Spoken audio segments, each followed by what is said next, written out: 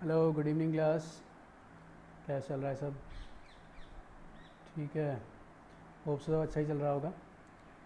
ठीक है, चलिए क्लास हम लोग स्टार्ट करते हैं अपना नया सेक्शन। ठीक है, तो फ्रॉम टुडे ऑनवर्ड्स आज से हम लोग स्टार्ट करेंगे अपना 11th सेक्शन।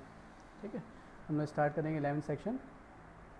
तो ये जो आपका 11th सेक्शन होगा या 11th सेक्शन में हम जो फिज़िक्स स्टडी करेंगे क्लास, एक बात ध्यान रखिएगा, तो ये जो आपके 9th और 10th में जो आपने फिज़िक्स पढ़ी उससे थोड़ी सी अलग होगी। अलग क्या मतलब, इसको पढ़ने का तरीका जो है वो थोड़ा सा अलग हो जाएगा। ठीक है, यहाँ पे आपको ज़्यादा चीज़ें रटनी नहीं है, चीज़ों को समझ के ज़्यादा चलना है। ठीक है, तो ये जो क्लास 11th सेक्शन है, तो अभी जो 11th का सेक्शन है या 11th क्लास है, ठीक है, इसमें सिलेबस को कैसे पढ़ें।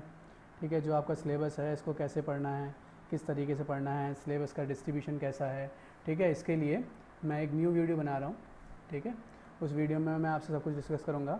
मैं ये भी डिस्कस करूँगा क्या कहते हैं कि आपको कैसे स्टडी करना है, कितना सिलेबस है। ठीक है, पढ़ने का तरीका आपका क्या होना चाहिए, बाकी पुराने तरीके से आपका तरीका नया कैसा होना चाहिए। ठीक है, तो ये जब वीडियो हो जाएगा तो मैं ये अपलोड कर दूँगा इस चीज़ पर। ठीक है, तो अभी हम लोग बिल्कुल स्केच से स्टार्ट करते हैं, बिल्कुल बेसिक से स्टार्ट करते हैं। ठीक है, तो ये जो आपका 11th सेक्शन है, इसमें आज हम लोग डिस्कस करेंगे about the unit dimension and measurements के बारे में। ठीक है, अगर देखा जाए, अगर एनसीईआरटी के अकॉर्डिंग देखा जाए तो ये आपका सेकंड चैप्टर है। ठीक है, फर्स्ट चैप्टर है आपका, जो फर्स्ट चैप्टर है वो फर्स्ट चैप्टर है आपका फिज़िकल वर्ल्ड। ठीक है, तो इस फिज़िकल वर्ल्ड पे भी मैं एक वीडियो बनाऊंगा, जब ये जो मैं फिज़िक्स के बारे में डिस्कस करूँगा उसके या तो उसके साथ में या उसके साथ में उसका दूसरा पार्ट करके एक फिज़िकल वर्ल्ड पे मैं एक वीडियो आपको बना दूंगा। ठीक है, सेकंड चैप्टर को देखा जाए तो सेकंड चैप्टर है आपका यूनिट डायमेंशंस एंड मेजरमेंट। ठीक है, हम आज को इसी को स्टडी करेंगे क्लास। ठीक है, तो जब क्लास हम लोग यूनिट डायमेंशन मेजरमेंट की बात करते हैं तो एक्चुअल में यहाँ पे हम स्टडी करेंगे या यहाँ पे हम स्टडी कर रहे हैं अबाउट द फिज़िक्स। ठीक है, तो क्लास, हाँ, आपको फिज़िक्स के बारे में वैसे आपसे पूछा जाए फिज़िक्स क्या होता है, तो कोई बोलेगा सब्जेक्ट है, कोई बोलेगा साइंस की ब्रांच है। तो अगर आपसे बेसिकली पूछा जाए फिज़िक्स है क्या, ठीक है, आप किस तरीके से आपको स्टडी करना है फिज़िक्स को, और फिज़िक्स एक्चुअली होता क्या है, फिज़िक्स में आप क्या स्टडी करोगे, क्या स्टडी नहीं करोगे। तो यहाँ पे थोड़ा सा ब्रीफ ले लेते हैं हम लोग, एक सेपरेट वीडियो तो बना ही रहा हूँ, मगर यूनिट डायमेंशन मेजरमेंट अगर हम पढ़ रहे हैं तो उसमें मैं एक थोड़ा सा ब्रीफ ले लेता हूँ। तो फिज़िक्स अगर बोला जाएगा क्लास, तो फिज़िक्स एक्चुअली है, physics is the study of nature. ठीक है, प्रकृति बोलते हो, ठीक है, कोई प्रकृति बोलता है। ठीक है, तो study of nature, study of nature, nature की स्टडी है उसको हम बोलेंगे फिज़िक्स। ठीक है, या फिर हम बोलेंगे physics, we can study physics by observing nature. ठीक है, फिज़िक्स अगर हम नेचर को स्टडी कर रहे हैं, नेचर के रूल्स को स्टडी कर रहे हैं, नेचर में क्या कैसे हो रहा है, ठीक है, नेचर में क्या क्या चेंजेस आ रहे हैं, चेंजेस क्यों आ रहे हैं, और कौन कौन से फैक्टर्स पर क्या डिपेंड कर रहा है, तो इस जो नेचर की स्टडी है उसकी स्टडी को ही बोला जाएगा फिज़िक्स। ठीक है, इसको स्टडी करके हम लोग क्या करते हैं, अपने डिफरेंट परसेप्शन बनाएंगे। ठीक है, डिफरेंट परसेप्शन बनाएंगे कि ऐसा क्यों हुआ, ऐसा क्यों नहीं हुआ। ठीक है, हम उसको ऑब्जर्व करेंगे, थोड़ा उसका एनालिसिस करेंगे। तो जब उसको ऑब्जर्व करते हैं, और जब ऑब्जर्व करते हैं, ऑब्जर्व करने के बाद में हम जब उसको एनालाइज करते हैं, तो एनालाइज करने के बाद में कुछ फैक्ट्स या फिर बोला जाएगा कुछ रूल हमारे पास बन के सामने आने लगते हैं। ठीक है, तो उन्हीं को एक अगर स्टैंडर्ड फॉर्म में या उन्हीं को बोला जाए एक ऑर्गेनाइज फॉर्म में जब हम रिप्रेजेंट कर दिया जाता है, तो वही आपके लॉज हो जाते हैं, वही आपके सब्जेक्ट्स बन जाते हैं। जब हम उनको उनकी कैटेगरी के अकॉर्डिंग बाइफर्केट कर देते हैं तो वो फिज़िक्स के अलग अलग ब्रांच बन जाती है। ठीक है, तो मैंने आपको क्या बताया, फिज़िक्स एक्चुअली क्या है, physics is the study of nature. ठीक है, हम ये स्टडी कर रहे हैं। ठीक है, अब क्या होगा, ये जो हम एनालिसिस करेंगे, इन एनालिसिस को, ये जो हमारे पास जो भी एनालिसिस है, इस एनालिसिस को हम रिप्रेजेंट करेंगे किसमें, इस एनालिसिस को हम रिप्रेजेंट करेंगे डिफरेंट इक्वेशंस में। ठीक है, डिफरेंट इक्वेशंस हो गई, या फिर बोलेंगे डिफरेंट एक्सप्रेशंस हो गए, या फिर बोलेंगे डिफरेंट लॉज हो गए, इनके फॉर्म में हम इनको एक्सप्रेस करेंगे। तो यही, जैसे मैंने आपको पहले बताया, यही क्या हो जाएगा, यही फिज़िक्स के कॉन्सेप्ट हो जाएंगे, यही फिज़िक्स के डेरिवेशंस हो जाएंगे, यही फार्मूलाज हो जाएंगे, यही लॉज हो जाएंगे क्लास। ठीक है, अब होता क्या है क्लास, जैसे ही हम बात करते हैं किसकी, जैसे ही हम ऑब्जर्व करते हैं, जैसे मैंने बोला ऑब्जर्व करने के बाद जैसे ही हम जनरेट करते हैं, कोई भी अगर फॉर्मूला बनाना है, कोई भी एक्सप्रेशन बनाना है, या किसी भी लॉ को हमें प्रूफ करना है। ठीक है, अब जैसे मैंने, अब ऐसा नहीं है कि मैंने आपको कुछ भी बोल दिया वो लॉ बन गया। ठीक है, अगर कोई भी लॉ है, ठीक है, तो उस लॉ का हमारे पास दो चीज़ होना चाहिए, एक तो उसका हमारे पास एक्सपेरिमेंटल प्रूफ होना चाहिए। ठीक है, और दूसरा कैसा होना चाहिए, दूसरा हमारे पास दूसरा होना चाहिए उसका मैथमेटिकल प्रूफ। ठीक है, एक कैसा होना चाहिए, एक होना चाहिए हमारे पास एक्सपेरिमेंटल प्रूफ, दूसरा होना चाहिए उसका मैथमेटिकल प्रूफ। जब ये दोनों, ठीक है। जब ये दोनों इकट्ठे हो जाते हैं, जब दोनों को हम लोग कंप्लीट कर लेते हैं तो हम उसको एक लॉ डिक्लेयर कर देते हैं और फर्दर हम उसको आगे स्टडी में यूटिलाइज करने लगते हैं, ठीक है। अब एक्सपेरिमेंटल प्रूफ तो हम लोग बाय एक्सपेरिमेंट कर सकते हैं, प्रैक्टिकल कर सकते हैं। मैथमेटिकल प्रूफ कैसे करेंगे क्लास, ठीक है। तो मैथमेटिकल प्रूफ के लिए आपको ज़रूरत पड़ेगी बेसिक मैथ्स की, ठीक है। ये भी आपके एक फिजिक्स का एक पार्ट है जिस पे हम लोग अलग से लेक्चर बनाएंगे, जिसमें हम स्टडी करेंगे बेसिक मैथमेटिक्स इन फिजिक्स, ठीक है। फिजिक्स में जो बेसिक मैथमेटिक्स है उसको हम लोग उसको यूटिलाइज करेंगे, ठीक है। अब क्लास में यहाँ पे बात कर रहा था, यहाँ पे लॉ की बात कर रहा था। तो लॉ में हम क्या करेंगे, लॉ में हम एक्सपेरिमेंटल प्रूफ को पता करेंगे, मैथमेटिकल प्रूफ कराएंगे।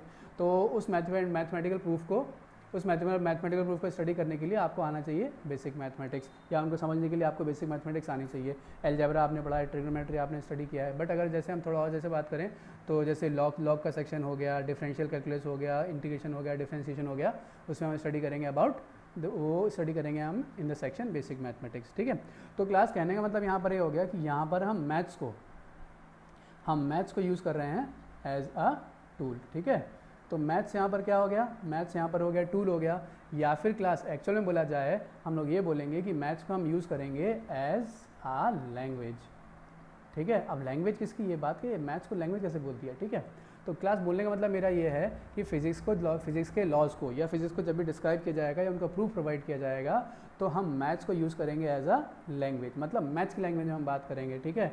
और या फिर मैं बोल रहा हूँ मैथ्स को हम यूज़ करेंगे एज अ टूल, हम अपने लॉज को एक्सप्रेस करने के लिए, जो प्रूफ्स हैं उनको बताने के लिए एक टूल की तरह यूज़ करेंगे मैथ्स को।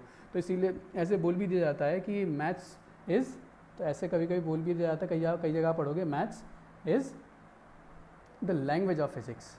मैथ्स क्या है, मैथ्स है लैंग्वेज ऑफ फिजिक्स, ठीक है। आप हर जगह किसी भी एक्सपेरिमेंट को करके नहीं दिखा सकते हो, ठीक है। हर जगह उसका एक्सपेरिमेंटल प्रूफ प्रोवाइड नहीं कर सकते हो।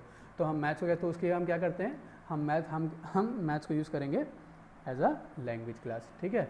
तो मैंने आप क्या क्या बताया, फिजिक्स क्या है, फिजिक्स नेचर की स्टडी है, ठीक है। नेचर की स्टडी का नेचर को हम स्टडी करेंगे, नेचर को ऑब्जर्व करेंगे और उसको एनालाइज करेंगे। तो उन बाय ऑब्जर्वेशन बाय एनालिसिस हमारे पास कुछ फैक्ट्स आएंगे, कुछ हमारे पास कुछ आइडियाज़ आएंगे, उन आइडियाज़ को फर्दर यूज़ किया जाएगा, उनका एक्सपेरिमेंटल प्रूफ देखा जाएगा कि क्या जो हम सोच रहे हैं वो सही है या नहीं है, ठीक है। उसके बाद क्या देखा जाएगा, उसके बाद हम फिर प्रोवाइड करेंगे उसका एक मैथमेटिकल प्रूफ। उस मैथमेटिकल प्रूफ में हम लोग यूज़ करेंगे मैथ्स एज अ टूल और मैथ्स को एज अ लैंग्वेज यूज़ करेंगे, ठीक है क्लास। तो ये कुछ बेसिक था अबाउट फिजिक्स में आपको क्या क्या चीज़ें स्टडी करनी है, ठीक है। ये बात हो गई क्लास, ठीक है। तो यहाँ पर हम बात करें, ठीक है। तो अब आगे देखते हैं क्लास, ठीक है। तो ये तो हो गया अबाउट, ठीक है। तो हम लोग यूज़ कर रहे हैं फिजिकल वर्ड को स्टडी कर रहे हैं। तो क्लास फिजिकल वर्ड में क्या होगा, हम लोग कई बार जब मैथ्स के टूल्स अप्लाई करेंगे तो कई चीज़ें ऐसी होंगी या कई हमारे पास कॉन्सेप्ट्स ऐसे होंगे जिसमें क्या होगा कि कुछ क्वांटिटीज़ हैं हमारी, ठीक है, जो कुछ क्वांटिटीज़ हैं उन क्वांटिटीज़ को किसी क्वांटिटी को आप मेज़र कर पाओगे और किसी क्वांटिटी को मेज़र नहीं कर पाओगे, ठीक है। तो इसी के बेसिस पे हम लोग यहाँ से एक्चुअल में देखा जाए तो यहाँ से एक्चुअल में हम इस चैप्टर को स्टडी करना शुरू करेंगे। इसका जो सिलेबस का पार्ट है वो यहाँ से शुरू हो जाएगा, ठीक है। तो इसमें हम लोग क्या स्टडी कर रहे हैं, तो इसमें हम स्टडी करेंगे अबाउट द क्वांटिटीज़। तो मैंने जैसे अब क्या बताया कि मैथ्स तो कई बार हम क्वांटिटी को मेज़र कर पाएंगे, कई बार क्वांटिटी को मेज़र नहीं कर पाएंगे। तो इसी के बेसिस पे जो क्वांटिटीज़ हैं इनको दो पार्ट में हम लोग डिवाइड कर देंगे, ठीक है। पहला क्या हो जाएगा, फर्स्ट हम बोल देंगे फिजिकल क्वांटिटीज़। फर्स्ट क्या बोल देंगे हम लोग, फिजिकल क्वांटिटीज़, ठीक है। ध्यान दीजिए क्लास, ठीक है, ये समझना काफ़ी ज़रूरी है। तो हम लोग बोल रहे हैं फिजिकल क्वांटिटीज़। तो फिजिकल क्वांटिटीज़ क्या हो गई, तो फिजिकल क्वांटिटी मतलब दीज आर द क्वांटिटीज़, ये क्या है, these are the quantities which can be measured, ठीक है। ये वो क्वांटिटी हैं जिसको हम मेज़र कर सकते हैं, ठीक है।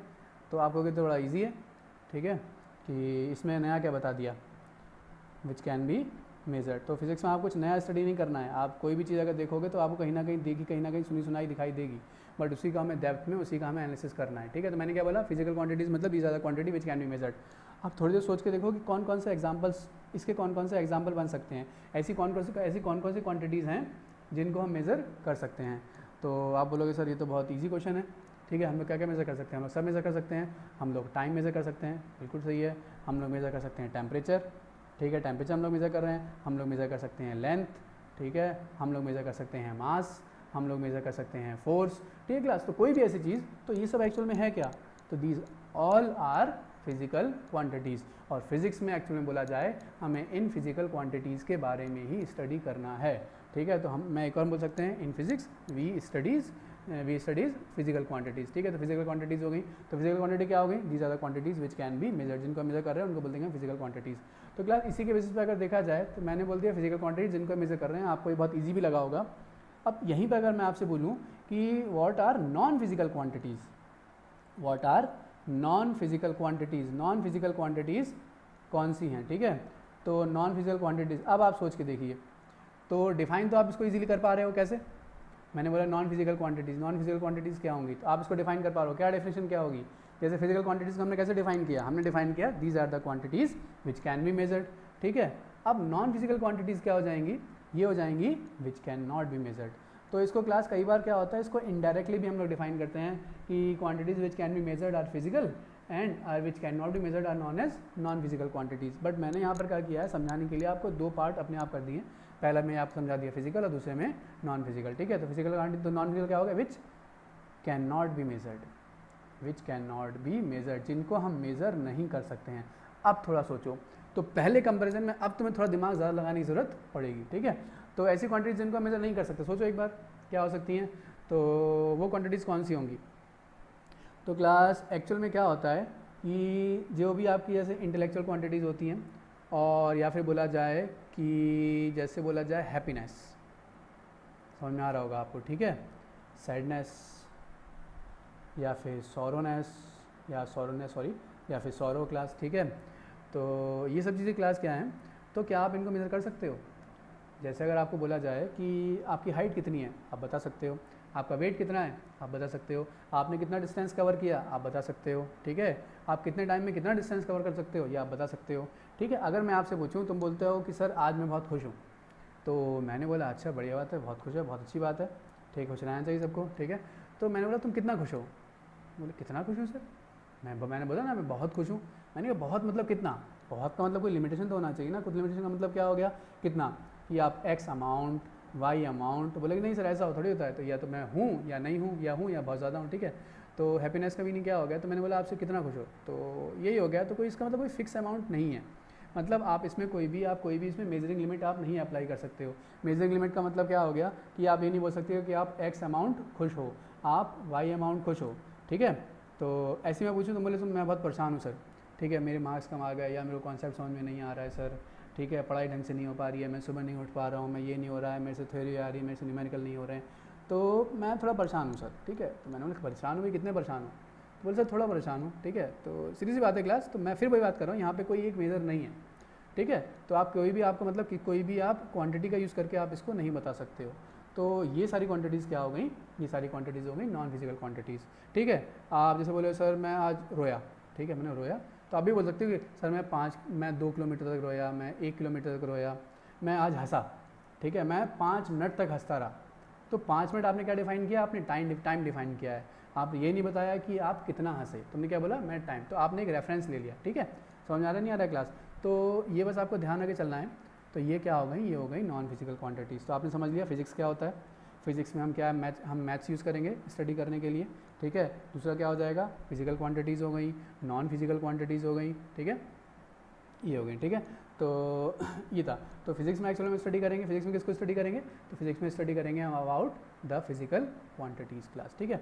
तो चलिए एक बार वापस फिजिकल क्वांटिटीज़ पे आते हैं, ठीक है। ये एक रेफरेंस के लिए था आपके समझाने के लिए। तो वापस हम क्लास आते हैं किस पर? वापस हम कौन सी टॉपिक पर आते हैं? वापस आते हैं हम लोग ऑन द फिजिकल क्वांटिटीज़। हम लोग बात करते हैं अबाउट फिजिकल क्वांटिटीज़। तो फिजिकल क्वांटिटीज़ क्या थी? जल्दी से दिमाग लगाओ, जल्दी सोचो एक बार, बताओ। फिजिकल क्वांटिटीज़, तो these are the quantity which can be measured, जिनको भी हम मेजर कर सकते हैं वो क्या हैं? जिनको भी हम मेजर कर सकते हैं वो हैं फिजिकल क्वांटिटीज़, ठीक है। अब क्लास मैंने तुम्हें ये बताया था कि फिजिक्स में आपको कुछ भी समझाना है, कुछ भी एक्सप्लेन करना है, ठीक है, तो उसका एक आपको प्रूफ चाहिए। क्या चाहिए आपको? एक आपको चाहिए उसका प्रूफ। और प्रूफ भी कैसा चाहिए? प्रूफ चाहिए आपको मैथमेटिकल प्रूफ। कैसा प्रूफ चाहिए आपको? आपको एक मैथमेटिकल प्रूफ उसका चाहिए क्लास, ठीक है। तो ऐसी क्लास अगर आपको बोला जाए कि फिजिकल क्वांटिटी का बना दो एक फार्मूला, क्योंकि जब तक फार्मूला नहीं होगा तब तक हम उसको एक्सप्रेस नहीं कर पाएंगे और उसको वैलिडेट नहीं कर पाएंगे। तो फिजिकल क्वांटिटी का बना दो एक फार्मूला, ठीक है। अब ये थोड़ी सी दिक्कत वाली बात आई। अब आप खुद सोचने पर जब आओगे कि फिजिकल क्वांटिटी का फार्मूला क्या होगा, तो थोड़ी दिक्कत आएगी। तो ठीक है, चलिए कुछ नहीं, मैं आपको थोड़ी हेल्प कर देता हूँ। तो पहली बात, फिजिकल क्वांटिटी का फॉर्मूला बनाना है तो फिजिकल क्वांटिटी को हमें करना पड़ेगा रिप्रेजेंट। तो फिजिकल क्वांटिटी को मान लिया, let us consider the physical quantity is represented by the notation capital Q. ठीक है, कैपिटल की का यूज़ करके हमने रिप्रेजेंट किया किसको, हमने रिप्रेजेंट किया फिजिकल क्वांटिटी को। तो ये हो गया फिजिकल क्वांटिटी। क्लास क्यू, तो क्यू यहाँ पे क्या हो गया, तो Q is always equal to the product of magnitude and unit. ठीक है क्लास, क्यू है क्या, क्यू यहाँ पर क्या है, Q is equal to N into U. तो मैंने क्या बताया, क्यू है क्या class, Q is the product. देखते हैं ना क्लास, इतना ईजी नहीं, इतना समझ में आ रहा है। Product of magnitude, product of magnitude and unit. ठीक है, इसका एग्जाम्पल एक लेके देखते हैं। जैसे मैंने आपको बोला, एग्जाम्पल मैंने बोला कि लेंथ, एग्जाम्पल क्या हो गया, length, length is equal to 5 kilometre class. ठीक है, तो देखो क्लास यहाँ पे देखो फॉर्मूला बन गया, बिल्कुल इजी बन गया। ठीक है, क्या हो गया, लेंथ, क्यू यहाँ पर क्या है, तो यहाँ पर लेंथ क्या हो गया, लेंथ हो गया क्यू मतलब फिजिकल क्वांटिटी। ठीक है, लेंथ हो गया क्यू, क्यू मतलब हो गया यहाँ पर फिजिकल क्वांटिटी। यहाँ पर 5 इज़ द मैग्नीट्यूड, तो इसको रिप्रेजेंट किया हमने किससे, एन से। 5 क्या है, 5 is the magnitude. Kilometre class, kilometre is unit. ठीक है, तो फॉर्मूला आप समझ बन के आ रहा है, फॉर्मूला क्या बन के आ रहा है, फॉर्मूला बन के आ रहा है यहाँ पर, फॉर्मूला बन के हमारे पास क्यू इज इक्वल कितना आ रहा है, एन यू। ठीक है, तो हमने क्या बोला, Q is equal to N into U, length is equal to 5 kilometre, that means Q. ठीक है, तो क्यू कितना हो, Q is equal to N into U. Class समझ में आ रहा है आपको। ठीक है, तो ये हो गया q is equal to n u, तो length is equal to 5 kilometre आपको समझ में आओगे। ऐसे आप कई एग्जाम्पल ले सकते हो। ठीक है, हम लोग बात करते हैं फोर्स, फोर्स मान लिया फोर्स है, फोर्स इक्वल टू 5 न्यूटन, तो एफ क्या हो गया यहाँ पर, एफ हो गया क्वांटिटी क्यू, और यहाँ पे मैग्नीट्यूड क्या हो गया, मैग्नीट्यूड हो गया इसका एन, और यूनिट हो गया यहाँ पर इसका यू। क्लास ठीक है, समझ में आ रहा है नहीं आ रहा है, तो ये हम बात कर रहे हैं about Q is equal to N into U. अब क्लास देखना है यहाँ को, अब एक बात हमें ध्यान रखे चलनी है क्लास कि for uh definite quantity, for uh definite quantity, कोई भी अगर डेफिनेट क्वांटिटी है, कोई भी फिक्स वैल्यू अगर आपने ले ली है, जैसे फॉर एग्जांपल 5 किलोमीटर है, फॉर दैट क्यू अमाउंट, तो क्यू कैसा रहेगा, क्यू हमेशा रहेगा उसके लिए कांस्टेंट। थोड़ा सा समझ में दिक्कत आ रही होगी, अभी मैं समझाता हूँ, इजीली समझ में आ जाएगा। क्यू रहेगा कांस्टेंट, मतलब बोलने का मतलब क्या है, जो एन यू की वैल्यू है, एन यू क्या रहेगा, कांस्टेंट क्लास। ठीक है, ये थोड़ा एक बार सुन लो, अगर नहीं समझ में आ रहा होगा मैं फिर समझाने की कोशिश करता हूँ। देखो अब क्लास देखो, एक बात ध्यान रखना, जैसे अब ये एन यू है, तो अगर आपसे बोला जाए कि व्हाट इज़ द रिलेशन, ठीक है, व्हाट इज़ द रिलेशन, अभी आ रहे हैं वापस उस पर चिंता मत कीजिए, ये आपको समझाने के लिए कर रहा हूँ। What is the relation between N and U. Class ये क्वेश्चन काफ़ी इंपॉर्टेंट है, ये अगर बोला जाए, अभी तो जेई मेंस बोलते हैं, पहले AI ट्रिपल में क्वेश्चन आ चुका है, ठीक है, और नीट में भी क्वेश्चन अपीयर हो चुका है। देखने में बहुत छोटा सा फॉर्मूला लग रहा है, बट ये फॉर्मूले का यूज़ आगे काफ़ी ज़्यादा आएगा, बट मैं इस जो पर्टिकुलर इसकी बात कर रहा हूँ, ये क्वेश्चन आ चुका है क्लास कि what is the relation between N and U, N and U में क्या रिलेशन होता है क्लास। ठीक है, एन क्या है यहाँ मैग्नीट्यूड, यू क्या है यहाँ यूनिट। क्लास तो आपसे पूछा एन एंड यू में क्या रिलेशन है, तो क्लास थोड़ा सा अगर दिमाग लगाओगे तो आप इसको पहचान पाओगे कैसे। मैंने क्या बोला, Q is equal to N into U. ठीक है, तो यहाँ पर क्लास देखा जाए कि अगर Q की वैल्यू मैंने क्या बोला, for a definite quantity Q कैसा है, कांस्टेंट। इसका मतलब ये हो गया, दिस इम्प्लाइज दैट अगर ये पूरी वैल्यू कांस्टेंट है तो n is inversely proportional to u। समझ में आ रहा है आपको, n क्या है क्लास, n है यहाँ पे इन्वर्सली प्रोपोर्शनल टू। बोलने का मतलब ये है कि जैसे जैसे u की वैल्यू को आप बढ़ाते जाओगे n की वैल्यू कम हो जाएगी। अब ये थोड़ा समझने वाली दिक्कत वाली बात आ रही नहीं आ रही है। लेंथ वहाँ पे जैसे फॉर एग्जांपल हम इसकी लेंथ की बात करते हैं, लेंथ मैंने कितनी ले ली है, 5 किलोमीटर ले ली है, तो क्या ऐसा हो सकता है कि लेंथ की वैल्यू चेंज हो जाए। ठीक है, तो ऐसा नहीं हो सकता है। ठीक है, मैंने पहले इसको डिफाइन कर दिया है, कैसा, मैंने पहले इसको डिफाइन कर दिया डेफिनेट।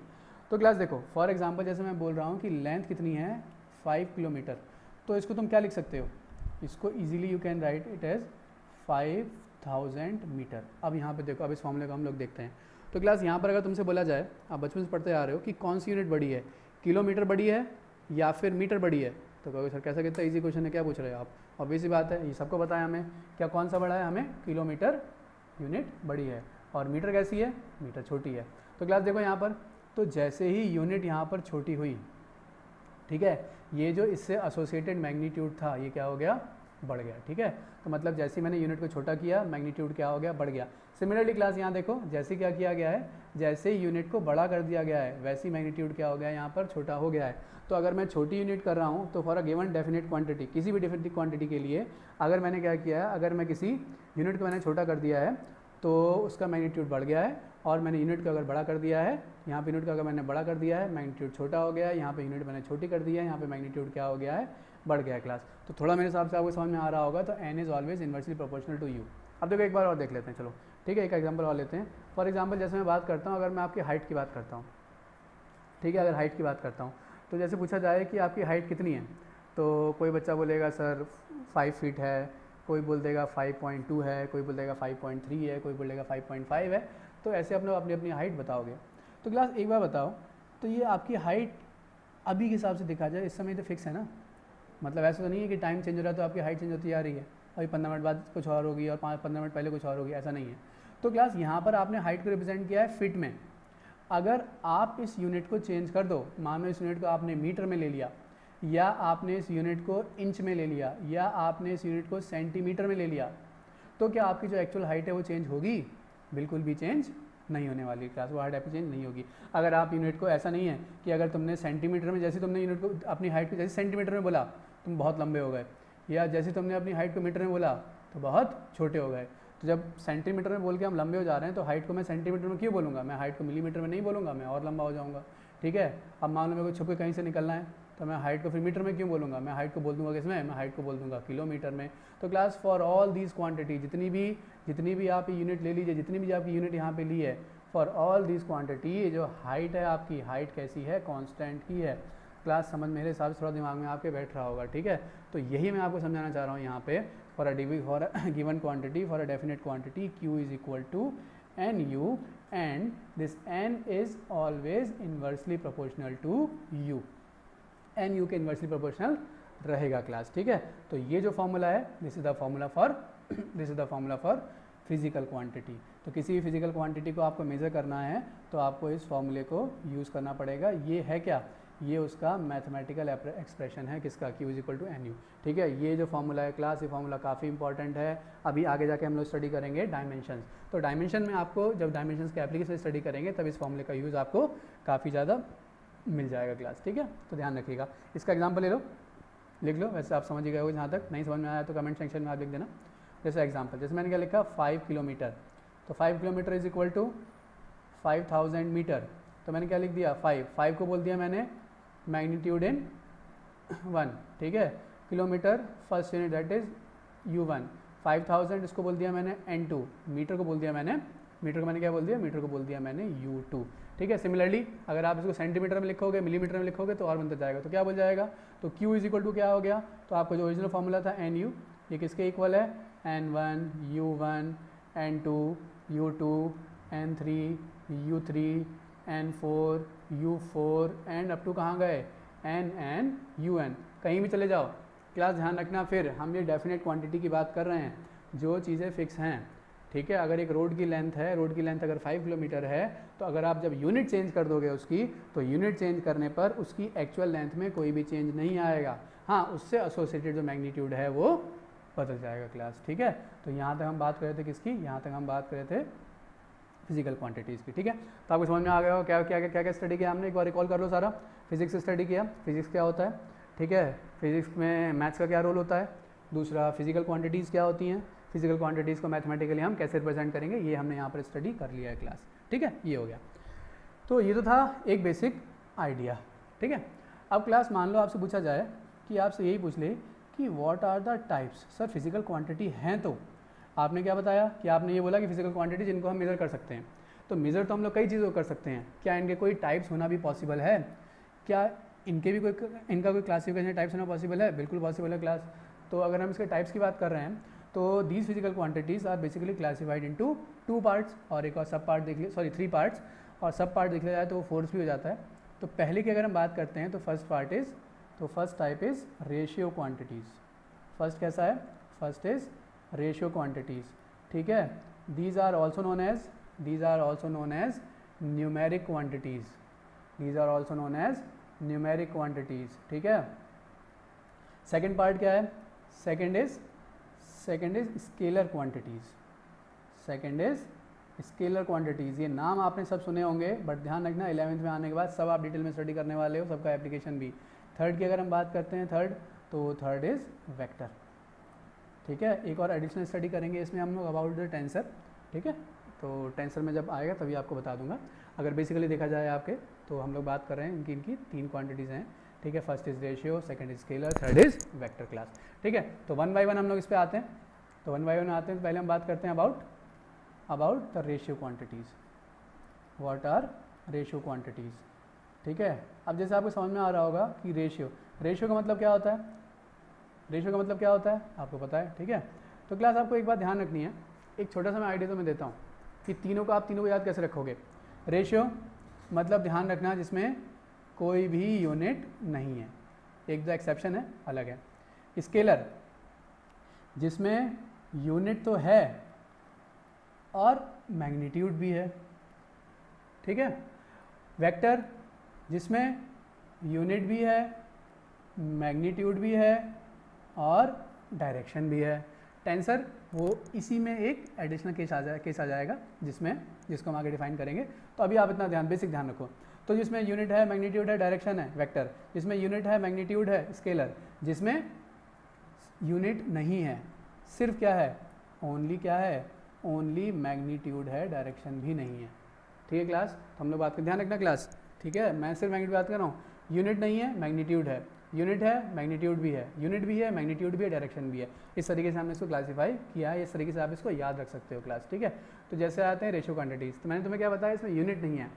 अब ऐसा कैसे हो गया भैया यूनिट नहीं है, अगर यूनिट नहीं है तो रेफरेंस क्या होगा। अब जब रेफरेंस नहीं है, अगर रेफरेंस नहीं है तो हम उसको मतलब यूनिट नहीं है, अगर तो यूनिट नहीं है इसका मतलब क्या हो गया, कोई भी रेफरेंस नहीं है, और रेफरेंस नहीं है इसका मतलब कोई भी मेज़रमेंट नहीं है। इसको हम मेज़र कैसे करेंगे, तो जब ये मेज़र नहीं कर सकते तो ये फिज़िकल क्वांटिटीज़ में कैसे आया, ठीक क्लास। तो एक्चुअल में क्या होगा क्लास, देखो, तो ये जो क्वांटिटीज़ होंगी ratio quantities, these are the quantities which can be represent in terms of ratio of same kind of physical quantity। ध्यान रखना, same kind of physical quantity, मैं क्या बोल रहा हूँ, same kind of physical quantities। Class ध्यान रखना, ये काफ़ी इंपॉर्टेंट वर्ड है, ठीक है। same kind of physical quantities class, ठीक है। देखो चलो, ठीक है। मैंने क्या बोला तुम्हें, मैंने तुम्हें बोला कि ये है जिनको represent, these are quantity which can be represent in the ratio of same kind. Same kind मतलब एक तरह की। तो किसी भी क्वांटिटी को अगर आप रिप्रेजेंट कर रहे हो कैसे, एक रेशियो के टर्म में, for example A by B, और एंड ये जो A and B are of same kind, ठीक है। ये सेम काइंड की फिजिकल क्वांटिटी। सेम काइंड का मतलब अगर ए क्या है, ए अगर मान लो टाइम है तो बी भी क्या हो जाएगा, बी भी टाइम हो जाएगा। ए मान लो अगर क्या है, लेंथ है, तो बी भी क्या हो जाएगा, लेंथ हो जाएगा, ठीक है क्लास। ये एग्जांपल ही है। ए अगर मान लो क्या है, डेंसिटी है, तो बी भी क्या हो जाएगा, डेंसिटी हो जाएगा। ए अगर फोर्स है, बी भी क्या हो जाएगा, फोर्स हो जाएगा क्लास, ठीक है। तो ये ध्यान रखना, ए और बी कैसे होने चाहिए, तो ये जो ए और बी हैं, ये ए और बी कैसे होने चाहिए, ये ए और बी सेम काइंड के। अगर ये सेम काइंड के नहीं हैं तो इनको रेशियो क्वांटिटी नहीं बोला जाएगा, वो सिंपल एक रेशियो होगा। फॉर एग्जांपल अगर आपसे बोला जाए, पहले इसका एग्जांपल लेते हैं, ठीक है। फॉर एग्जांपल जैसे हम लोग बात कर रहे हैं, तो जैसे आपने स्टडी किया होगा रिफ्रैक्टिव इंडेक्स, 10th क्लास में स्टडी किया है आपने रिफ्रैक्टिव इंडेक्स, ठीक है। तो आपसे पूछा जाए कि what is the unit of refractive index, what is the unit of refractive index, तो कहोगे सर यूनिट तो हमें पढ़ाई नहीं गई है, या यूनिट तो होती नहीं है। तो क्लास देखो, रिफ्रैक्टिव इंडेक्स में फॉर्मूला क्या आपने क्या स्टडी किया था, ये आपने फॉर्मूला स्टडी किया होगा, दिस इज, ठीक है। ऊपर भी क्या होता था इसमें, स्पीड, और नीचे भी क्या था इसमें, याद करो, स्पीड, ठीक है। तो दोनों क्या थे क्लास, स्पीड। अब देखो क्लास, जब आप सेम काइंड, तो यहाँ पर क्या हो गया, ये भी स्पीड है और बी भी क्या है, स्पीड है क्लास, ठीक है। तो इसका मतलब क्या हो गया, जो यूनिट स्पीड की है, तो इसमें अगर देखा जाए, दिस इम्प्लाइज दैट स्पीड अगर देखा जाए तो ये हो गया मीटर पर सेकंड, और नीचे भी क्या हो गया मीटर पर सेकेंड, तो मीटर पर सेकेंड ये सब कैसे हो गए क्लास, कैंसिल हो गए। इसका मतलब क्या हो गया, एक्चुअल में कोई यूनिट बची ही नहीं, कोई यूनिट बची ही नहीं। जब यूनिट बचेगी नहीं तो यूनिट हम लोग रिप्रेजेंट कैसे करेंगे उसकी, सीधी सी बात है, ठीक है। तो रिफ्रैक्टिव इंडेक्स में क्या हो जाता है, तो मैग्नीट्यूड तो होता है बट, ठीक है, बट यहाँ पर कोई भी यूनिट नहीं होती क्लास, ठीक है। समझ में आया नहीं आया, मेरे हिसाब से कोई आपको दिक्कत नहीं होनी चाहिए, ठीक है। तो ये एक एग्जांपल हो गया। तो एग्जांपल रिफ्रैक्टिव इंडेक्स, जिसका एग्जांपल है refractive index is an example of ratio quantities, ठीक है। तो ये हो गया। अब एग्जांपल अगर आपसे पूछा जाए एग्जांपल नहीं, अगर आपसे क्वेश्चन पूछा जाए कि आपने स्टडी किया होगा कि acceleration is equal to force upon mass, और अगर आपने पूछा होगा कि स्पीड इज इक्वल टू, ठीक है, डिस्टेंस अपॉन टाइम, ठीक है। तो अगर आपसे बोला जाए क्लास आर दीज, ठीक है, ये आपने स्टडी किए हैं जो ये सभी, ठीक है, क्या ये जो क्लास क्या हैं, ये क्या एक रेशनल रेशियो क्वांटिटीज़ हैं क्लास ए, क्या ये एक रेशनल क्वांटिटीज़ हैं, रेशियो क्वांटिटीज़ हैं, बताओ आंसर सोच के बताओ, हैं क्या रेशियो क्वांटिटीज़, क्या आंसर है, रेशियो क्वांटिटीज़ हैं कि नहीं है क्लास। इसका आंसर क्या है, इसका आंसर है बड़ा सनो नहीं। रीज़न क्या है उसका, क्या ये रेशियो में है, पहले देखो रेशियो में है, बिल्कुल है, ठीक है। क्या ये रेशियो क्वांटिटीज़ हैं, नहीं। क्यों नहीं है, क्योंकि क्लास जो ए है वो बी नहीं है, दोनों का रेशियो सेम, दोनों सेम टाइप की क्वांटिटीज़ नहीं है। यहाँ डिस्टेंस है, इसकी यूनिट लेंथ है, ये है इसकी यूनिट मीटर है, ठीक है। जो टाइम है, टाइम क्या है क्लास, टाइम सेकंड में है, तो इसका मतलब ये रेशियो क्वांटिटीज़ नहीं है, ठीक है। समझ में आ गया नहीं आ गया, ठीक है। ऐसे अगर आपसे पूछा जाए क्लास, आपसे एक और एक क्वेश्चन पूछ लिया जाता है, आपसे पूछ लिया जाता है कि जैसे हम लोग बात कर रहे हैं अबाउट रिलेटिव डेंसिटी,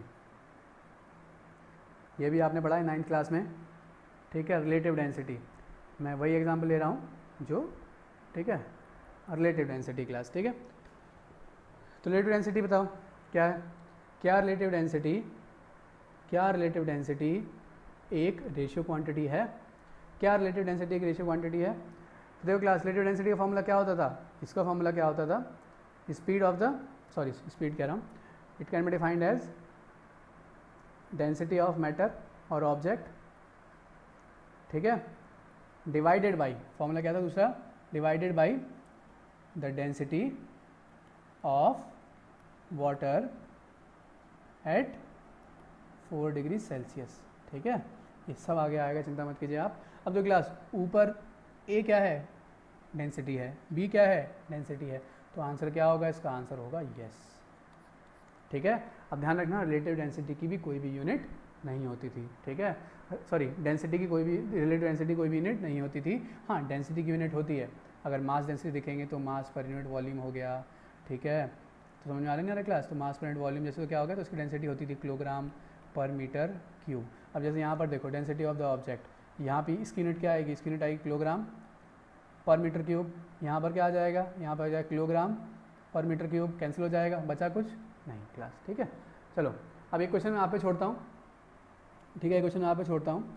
एक क्वेश्चन आपके लिए है कि एंगल की अगर हम बात करते हैं, एंगल, ठीक है, एंगल थीटा, ठीक है, एंगल थीटा, तो इसका आंसर ढूंढ के रखो। नेक्स्ट सेक्शन हम लोग बात करेंगे इसकी। थीटा जो है, is theta is angle a ratio quantity, is angle a ratio quantity, ठीक है, गलत लिख दिया, सॉरी, ठीक है, is angle a ratio quantity। तो इसका आंसर आपको पता करना है, तो इसका जो आंसर है हम लोग डिस्कस करेंगे इसमें, नेक्स्ट लेक्चर में डिस्कस करेंगे, इसको मैं आपको बताऊंगा कि इसका आंसर क्या है, तब तक आप लोग इसको देखिएगा, ठीक है। आप पता कीजिएगा कि जो एंगल है वो रेशियो क्वांटिटी है या नहीं है। अब देखिएगा एंगल का फॉर्मूला देखिएगा, अब हो सकता है कि, चलो देखो डिस्कस करते हैं, हो सकता है हो भी, हो सकता है नहीं भी हो, ठीक है, तो डिस्कस करेंगे इसको, तो देखिएगा कि एंगल रेशियो क्वांटिटी है कि नहीं क्लास, ठीक है। तो ये हो गया अबाउट द रेशियो क्वांटिटीज, मेरे हिसाब से आपको समझ में आ गया होगा, ठीक है। अब डिस्कस करते हैं इसके हम लोग सेकेंड पार्ट को। सेकेंड हम बात कर रहे हैं about the scalar quantities, second हम बात कर रहे हैं अबाउट, ये थोड़ा सा ठीक है, चलो सेकेंड हम बात करते हैं अबाउट द स्केलर क्वांटिटीज़। तो what are the scalar quantities class, तो फिजिक्स में देखा जाए तो हम लोग सिंपली कैसे डिफाइन कर देते हैं कि these are the quantities, these are the quantities these are the quantities having magnitude only. क्या है इसमें? these are the quantities having magnitude only. ठीक है, ये ऐसी क्वांटिटीज़ हैं जिसमें सिर्फ मैग्नीट्यूड है, ठीक है, और यूनिट तो होगी, अब मेजर कर रहे हैं हम लोग, सीधी सी बात है, ठीक है। अब ये क्यों बताया कि मैग्नीट्यूड ही होगा सिर्फ? तो क्लास इसको एक्चुअल में हम लोग कंपेयर करते हैं वेक्टर से। तो वेक्टर कौन सी क्वांटिटी है, आगे आके हम लोग स्टडी करेंगे। वेक्टर ऐसी क्वांटिटी है जिसमें मैग्नीट्यूड भी और डायरेक्शन भी है, ठीक है, डिटेल में मैं आगे आऊँगा, ठीक है। तो यहाँ पर क्या हो जाएगा, ऐसी क्वांटिटी जिसमें सिर्फ मैग्नीट्यूड है। अब कहीं कहीं क्लास क्या होता है, कहीं कहीं ऐसी कंडीशन आ जाती है कि कुछ क्वांटिटीज़ ऐसी होती हैं जिसमें मैग्नीट्यूड भी होता है और डायरेक्शन भी होता है क्लास, ठीक है। तो मैग्नीट्यूड भी होता है, डायरेक्शन भी होता है, तो क्या वो हमेशा वेक्टर रहेंगी, क्या वो स्केलर होंगी? तो क्लास कई बार क्या होता है कि हम जो क्वांटिटीज़ होती हैं, these are क्वांटिटीज़ इन विच, उसमें क्या करते हैं, quantities in which direction is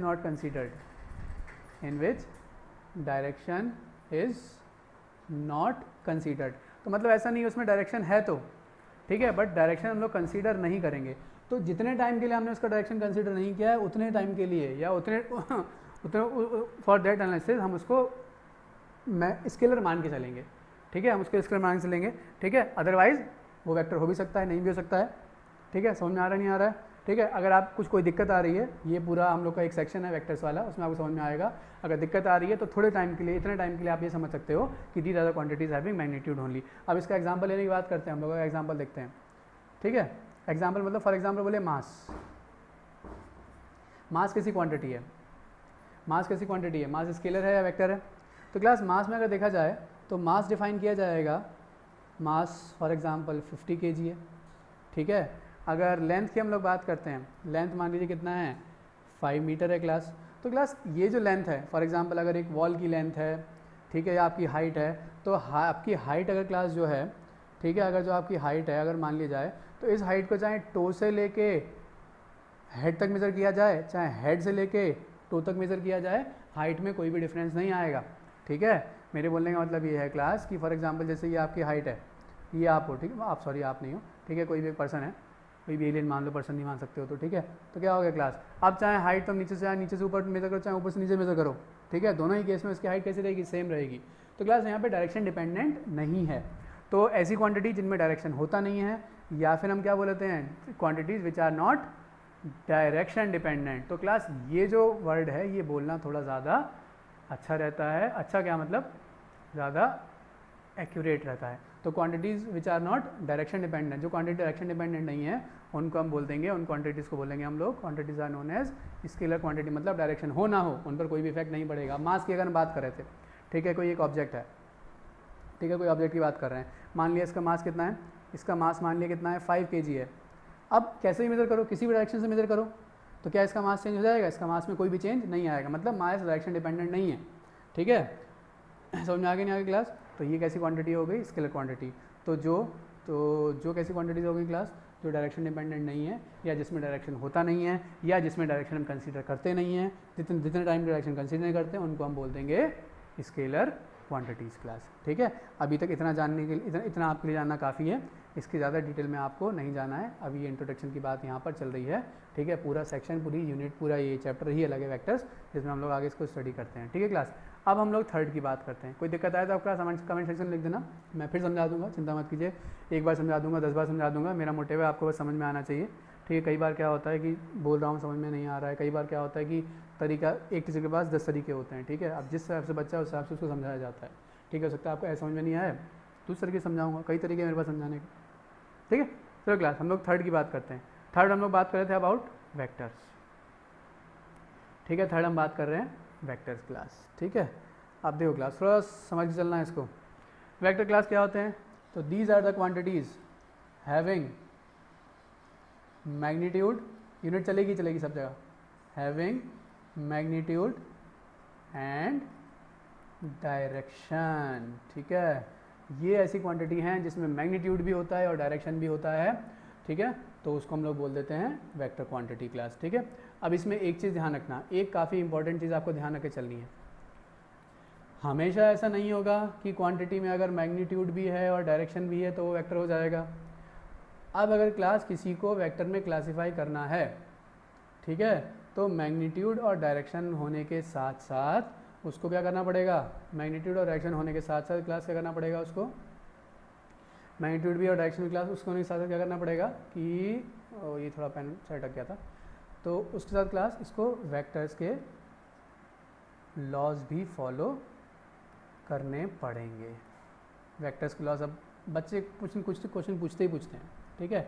जब भी मैं बोलता हूँ सर वेक्टर के लॉज क्या होते हैं, ठीक है, तो वेक्टर के लॉज अभी थोड़ा सा मैं ब्रीफ दूंगा, फिर आगे हम लोग स्टडी करेंगे। देखो तो हैविंग मैग्नीट्यूड एंड डायरेक्शन, तो दीज आर द क्वांटिटीज, कैसे डिफाइन करेंगे, these are quantities having both magnitude and direction and follows vectors law, ठीक है, फॉलोज वेक्टर्स लॉ समझ में आ गया, ठीक है। अगर वेक्टर के लॉज को फॉलो, ध्यान रखना क्लास, अगर कोई ऐसी क्वांटिटी जिसमें मैग्नीट्यूड भी है डायरेक्शन भी है, वेक्टर्स के लॉज को फॉलो नहीं कर रहा है तो वो वेक्टर के अंदर क्लासीफाई नहीं होगा, उसको हम वेक्टर नहीं बोलेंगे।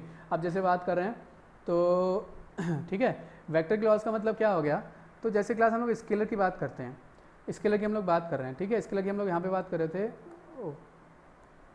तो क्लास अगर आपके पास दो ऑब्जेक्ट हैं, इसका मास 10 kg है, इसका मास 5 kg है, दोनों कंबाइंडली आपने एक साथ रख दिया, तो इन दोनों कंबाइंड मास कितना आ जाएगा, इन दोनों कंबाइंड मास आ जाएगा 50 kg। तो आपने बिना कोई रूल लगाए simple plus minus algebraic sum करके इसको आपने बता दिया ये हो जाएगा, ठीक है। इसमें से मान लो आप हाफ कट कर दो या 5 किलो आप इसमें से निकाल लो, 5 kg अगर आप निकालो कितना बचेगा, 5 kg क्लास, ठीक है। तो सिंपल हम क्या कर रहे हैं, सिंपल हम इसमें कुछ नया मैथ्स नहीं लगा रहे हैं, सिंपल जो आपने बचपन से पढ़ा है एल्जेब्रिकली आप क्या कर रहे हैं, एल्जेब्रा का रूल करके इनको आप ऐड या सब्ट्रैक्ट कर रहे हो क्लास।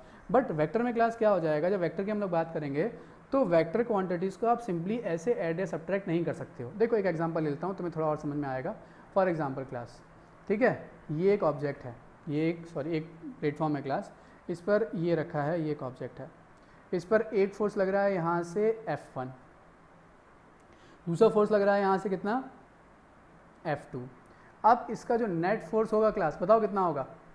तुम एक चीज़, तुम दो बच्चे एक ऑब्जेक्ट को एक फोर्स F1 लगा रहा है, दूसरा फोर्स F1, दोनों एक ही डायरेक्शन धक्का दे रहे हैं, तो क्या हो जाएगा, तो नेट फोर्स लगने वाला कितना हो जाएगा, ये हो जाएगा F1 प्लस F2। एक कार बीच में रुक गई है, एक कार है क्लास, ठीक है, ड्राइंग थोड़ी अच्छी नहीं है, समझ चलना, धीरे अच्छी हो जाएगी, कोई बात नहीं है। दो लोग इसको धक्का लगा रहे हैं, ठीक है, तो जब दोनों धक्का लगाएंगे तो नेट कितना आ जाएगा, दोनों का सम आएगा नहीं आएगा, बिल्कुल सही है। अब क्लास क्या हो जाए, इसी में ये ऑब्जेक्ट है, ये F1 फोर्स लग रहा है यहाँ से और F2 फोर्स लग रहा है यहाँ से, अब बताओ नेट फोर्स कितना होगा। तो क्लास अब तुम इसमें ये आप क्या पूछ रहे हो, सिंपल सी बात है, F नेट कितना हो जाएगा, F नेट हो जाएगा F1 माइनस F2। ये किस तरफ जाएगा, अगर F1 बड़ा होगा तो राइट में जाएगा, F2 बड़ा होगा तो लेफ्ट में जाएगा। अब एक कार की बात कर रहे हैं, ठीक है, सेम कार है क्लास, ये फिर से बना लेते कोई दिक्कत नहीं है, ठीक है। अब क्लास क्या हो गया, एक फोर्स लग रहा है यहाँ से, दूसरा फोर्स लग रहा है यहाँ से, तो कार पे नेट फोर्स कितना लगेगा, दोनों का डिफरेंस। अगर दोनों तरफ से फोर्स इक्वल और अपोजिट है तो कार आगे बढ़ेगी नहीं और दोनों में नेट फोर्स कितना हो जाएगा, 0, ठीक है। ऐसे एक दरवाज़ा है, ठीक है, एक इंसान अंदर से बाहर आया, तभी क्या हुआ, एक जो इंसान बाहर बैठा था उठ के गया, उसने क्या किया, दोनों तरफ से उसने इधर से धक्का लगाया, इसने इधर क्या, अब दोनों का फोर्स अगर लिखा होगा दरवाज़ा खुलेगा क्या, दरवाज़ा नहीं खुलेगा। बट दोनों अगर एक तरफ से फोर्स लगाएंगे, ठीक है, तो दरवाज़ा खुल भी सकता है, दरवाज़ा बंद भी हो सकता है। क्लास समझ में आ रहा है। तो यहाँ पर क्लास क्या समझाया गया, फोर्स की वैल्यू सेम है, फोर्स की वैल्यू कैसी है, सेम है, यहाँ भी फोर्स F1 है, यहाँ भी फोर्स F2 है, बट जैसे ही लगाने का डायरेक्शन चेंज हुआ इसका जो आंसर है वो बदल गया, उसका जो रिजल्ट है, उसका जो इफेक्ट है वो बदल गया, ठीक है। अगर तुम चीज़ को तो दोनों अगर तुम पुश कर रहे हो तो एक डायरेक्शन में जाएगा, अब एक पुश कर रहा है एक पुल कर रहा है तो नेट फोर्स क्या उतना रहेगा, उतना नहीं रहेगा। तो इसका मतलब क्लास हुआ क्या, लगने वाला फोर्स तो सेम है बट डायरेक्शन चेंज हो गया। डायरेक्शन चेंज हो गया इसका मतलब क्या हो गया, जो रिजल्ट आएगा, ठीक है, वो डायरेक्शन डिपेंडेंट होगा। इसी तरीके से क्लास जैसे मैं मास की बात कर रहा था, अगर मास की हम लोग बात करते हैं, एक ऑब्जेक्ट है जिसका मास है 5 kg, दूसरा ऑब्जेक्ट है जिसका मास है 10 kg। अब कैसे भी रख दो, पूछा जाए कि यहाँ ऐसे रखे हैं नेट फोर्स कितना है, ऐसे रखे हैं नेट मास कितना है, ठीक है, ऐसे रखे हैं नेट मास कितना है, ठीक है, समझ में आ रहा है। तो सारे ही केस में सब में आंसर कितना होगा, 15, इसमें भी 15, इसमें भी 15, सब में आंसर कितना है, 15 15 15, मतलब डायरेक्शन डिपेंडेंट नहीं है। तो क्लास ऐसी क्वांटिटीज़ क्या हो गई, ये सब क्या है, ये है स्केलर, जिसमें डायरेक्शन डिपेंडेंट हो गया, ये हो गई, वो हो गई वेक्टर, ठीक है। तो ऐसी क्लास क्या होता है, तो क्वांटिटीज़ को ऐड या सब्ट्रैक्ट करने के लिए हमें कुछ स्पेसिफिक लॉज की ज़रूरत होती है उन्हें ही बोला जाता है वेक्टर्स लॉज। उन्हें क्या बोलेंगे, उन्हें वेक्टर्स लॉज बोल देंगे। बट जब कोई स्पेसिफिक लॉ की ज़रूरत नहीं है, कोई अलग से किसी भी लॉ की रिक्वायरमेंट नहीं है या किसी भी अलग से मेथड की रिक्वायरमेंट नहीं है, सिंपली आप एल्जेब्रिकली ऐड सेपरेट कर दोगे तो वो हो जाएंगी स्केलर क्वांटिटीज़। ठीक है, तो मैंने क्या बताया आपको, स्केलर क्या है, these are quantities having magnitude only. ठीक है, कैन बी एडेड और सब्ट्रैक्टेड एल्जेब्रिकली। ठीक है, और जिसमें हम डायरेक्शन कंसिडर किया नहीं है या फिर जो डायरेक्शन डिपेंडेंट नहीं है। समझ में आ रहा है? ठीक है, नेक्स्ट हम बात कर रहे हैं किसकी, वेक्टर की। Vector these are the quantity having magnitude and direction. ध्यान क्या रखना है कि ये क्वांटिटीज़ क्या हैं, इनमें मैग्नीट्यूड भी है, डायरेक्शन भी है, बट वेक्टर्स के लॉज को फॉलो अगर नहीं कर रहे हैं तो वेक्टर नहीं है, फॉलो कर रहे हैं तो वेक्टर हैं क्लास। ठीक है, मेरी बात आपको समझ में आ गई, कोई दिक्कत वाली बात नहीं है। तो ये क्लासिफिकेशन था तीनों का, स्केलर का, वेक्टर का और टेंसर का क्लास। ठीक है, अब कुछ क्वेश्चन मैं आपको दे रहा हूँ। ठीक है, ये आप सोचिए इनको, इसको मैं नेक्स्ट सेक्शन में डिस्कस करूँगा। अगर आपसे बोला जाए कि tell me that whether area is a vector quantity और नॉट, एरिया वेक्टर है या स्केलर है। दूसरा, इलेक्ट्रिक करंट वेक्टर है या स्केलर है। ठीक है, ये दो मैं आपको दे रहा हूँ, और एक और ले लो, चलो, प्रेशर। ठीक है, ये तीन मैं आपको क्वेश्चंस दे रहा हूँ, पहले भी मैं आपको दे देगा हूँ, ध्यान दीजिएगा। क्लास साथ साथ पढ़ेंगे, अगर सोचते हुए चलेंगे ठीक है, सिर्फ पढ़ने से सुनने से काम नहीं चलेगा, प्रैक्टिस भी आप खुद भी करनी है। तो जैसे मैं एरिया की बात कर रहा हूँ, इलेक्ट्रिक करंट की बात कर रहा हूँ, प्रेशर, क्या ये सारी क्वांटिटीज़, ठीक है, इनमें से कौन सी क्वांटिटी वेक्टर है, कौन सी क्वांटिटी स्केलर है। ठीक है, आपको बताना है कि वेदर इट इज़ वेक्टर और स्केलर। क्लास समझ में आ रहा है, नहीं आ रहा है? ठीक है, ये बताना है ये वेक्टर है या स्केलर है। ठीक है, कुछ एग्जांपल मैं आपको वेक्टर के दे देता हूँ, कुछ एग्जांपल ले लेते हैं हम लोग वेक्टर के एग्जांपल्स। तो वेक्टर के एग्जांपल की अगर हम बात करते हैं क्लास, जैसे वेलोसिटी हो गई, वेलोसिटी। ठीक है, तो वेलोसिटी किसका एग्जांपल है, जैसे एग्जांपल है वेक्टर का। फोर्स वेक्टर का एग्जांपल है, डिस्प्लेसमेंट वेक्टर का एग्जांपल है। ठीक है, समझ आ रहा है क्लास? तो वेलोसिटी हो गया, फोर्स हो गया, डिस्प्लेसमेंट हो गया, मोमेंटम स्टडी करेंगे। ठीक है, ये सब आपने वर्ड पहले समझ चुके हैं, इसलिए मैं आपको बता रहा हूँ सब किसका एग्जांपल है, वेक्टर के एग्जांपल हैं क्लास। ठीक है, वेलोसिटी हो गया, फोर्स हो गया, डिस्प्लेसमेंट क्लास। अब वेलोसिटी का तो आपको पता होगा, एक ऑब्जेक्ट, अगर मैं बोला कि ऑब्जेक्ट मूव कर रहा है, तो मैंने बोला कि मैं मूव कर रहा हूँ, मैंने 5 किलोमीटर डिस्टेंस ट्रेवल किया। ठीक है, या चलो छोड़ो, दूसरा एग्जाम्पल लेते हैं, मैंने तुम मेरे को रास्ते में मिले और मैंने तुमसे पूछा कि डायरेक्शन बताओ। मैंने पूछा कि ये फला जगह, ये सर्टेन जगह, ये जो जगह है या ये जो शॉप है वो कहाँ पर है। तुमने मेरे को बोला कि यहाँ से आप 50 मीटर आगे, 50 मीटर चले जाओ। अब मैं और आप खड़े हैं एक चौराहे पे। ठीक है, मैं और आप कहाँ खड़े हैं, मैं और आप खड़े हैं एक चौराहे पे। तुमने मेरे से क्या बोला कि यहाँ से आप 50 मीटर चले जाओ, आपको ये दुकान मिल जाएगी। अब मैंने बोला भैया 50 मीटर कहाँ, लेफ़्ट में, राइट में, आगे, पीछे। ठीक है, तो क्लास ये जो 50 मीटर आप बताओगे, या आपने बोला कि, तो क्लास इसमें अगर जब तक आप अगर डायरेक्शन बता रहे हो, तो जब तक आप इसमें डायरेक्शन ऐड नहीं करोगे तब तक वो जो आंसर है आपको कैसा है, इनकम्प्लीट है। ठीक है, ऐसे ही मैंने बोला कि I am moving with the velocity of 5 metre per second, मैं 5 मीटर पर सेकेंड से मूव कर रहा हूँ। तो ये जो 5 मीटर पर सेकेंड होता है, अगर मैंने इसमें डायरेक्शन ऐड नहीं किया, मैंने बोला I am moving with the velocity of 5 metre per second along या towards north, along east, south east, north east, तो मैंने डायरेक्शन ऐड कर दिया। जैसे मैंने डायरेक्शन ऐड किया, ये बन गया वेलोसिटी। अगर मैंने डायरेक्शन हटा दिया तो यही क्या बन गया, यही, अगर मैं ऐसे बोला 5 मीटर पर सेकेंड, तो यही बन गया क्लास, यही बन गया स्केलर। समझ में आया नहीं आया? तो जब मैंने आपको एग्जांपल बोला था कि ऐसी क्वांटिटी जिसमें डायरेक्शन मगर कंसीडर नहीं किया जाए, तो अगर मोशन की बात हो रही है, डायरेक्शन कंसीडर नहीं करोगे इसमें, तो ये क्या है, स्केलर है। अगर डायरेक्शन कंसीडर कर लिया तो आपको इसको वेक्टर मान के चलना पड़ेगा। ठीक है, अगर आप सिर्फ फोर्स के मैग्नीट्यूड को लोगे तो वो स्केलर कितना काम करेगा, मतलब सिंपली अगर आप फोर्स के इस मैग्नीट्यूड को नहीं ले रहे हो तो, या डायरेक्शन भी ले रहे हो, तो वो वेक्टर है ही है क्लास। ठीक है, समझ में आ रहा है, नहीं आ रहा है? तो ये होगा क्लास वेक्टर, कुछ एग्जांपल्स हो गए। ठीक है, ये आप बताइएगा ये कैसे होते हैं क्लास। तो ये थे किसके, ये था अबाउट इसके ये फिजिकल क्वांटिटीज़ और उसके टाइप्स क्लास। ठीक है, अब देखिए क्लास नेक्स्ट लेक्चर में हम लोग क्या स्टडी करेंगे, नेक्स्ट लेक्चर में स्टडी करेंगे हम लोग, नेक्स्ट लेक्चर में हम लोग स्टडी करने वाले हैं इस चैप्टर काफ़ी important part, that is about the units, types of units. ठीक है, यूनिट सिस्टम। ठीक है, यूनिट सिस्टम। दूसरा जो हमने क्वांटिटीज़ पढ़ी हैं उसके 2 टाइप्स और हैं, जैसे जो फिज़िकल क्वांटिटी है तो उसके 2 टाइप्स हैं, fundamental physical quantities, basic derived physical quantities, practical physical quantities, supplementary physical quantities class. ठीक है, तो ये जो हम लोग स्टडी करेंगे, ये हम लोग नेक्स्ट लेक्चर में स्टडी करेंगे, मतलब जो फर्दर क्लासिफिकेशन है किसका, फिजिकल क्वांटिटीज़ का। उसके बाद हम स्टडी करेंगे अबाउट यूनिट्स, टाइप्स और यूनिट सिस्टम के बारे में। अगर पॉसिबल रहा, टाइम रहता है, तो हम यहाँ पे डायमेंशंस भी स्टार्ट कर देंगे क्लास, ठीक है। तो नेक्स्ट लेक्चर आप मिस मत कीजिएगा। इस लेक्चर में अगर कोई भी आपको दिक्कत आई है, मैंने इनिशियली लेक्चर बनाने स्टार्ट किए हैं अभी ये है ना, तो अगर तुम्हें कोई भी दिक्कत आ रही है तो तुम कमेंट सेक्शन में बोल सकते हो, ठीक है, कोई दिक्कत वाली बात नहीं है। चलिए क्लास यहाँ पे ख़त्म करते हैं। थैंक यू वेरी मच, ठीक है। और नेक्स्ट क्लास में हम लोग आगे स्टडी करेंगे, चिंता मत करिए, साथ बनते रहिए हम लोग इसको स्टडी करेंगे। चलो क्लास, ठीक है, थैंक यू क्लास।